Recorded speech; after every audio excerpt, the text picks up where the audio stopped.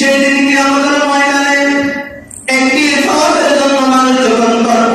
পর যখন পড়বে, যখন পড়তে যখন থাকবে, কিয়ামা ইয়াফিরুল মারউ মিন আহলিহি,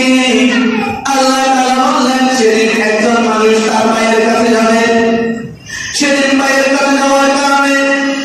তার ভাইকে বলবে, ভাই আপনি আমার ভাই ছিলেন দুনিয়াতে, আপনি না খেয়ে আমাকে খাওয়াইছেন, কেউ যদি আমার উপরে আক্রমণ করে আপনি তার বিপক্ষে আপনি দাঁড়িয়েছেন, আপনি হচ্ছেন আমার ভাই, আমার মার পেটের ভাই, রক্তের সম্পর্কের ভাই। ভাই আজকে দুনিয়াতে শুধুমাত্র একটি সওয়াবের জন্য আমি জান্নাতে যেতে পারতেছি না, আপনি আমাকে একটি মাত্র সওয়াব দিয়ে আমাকে সাহায্য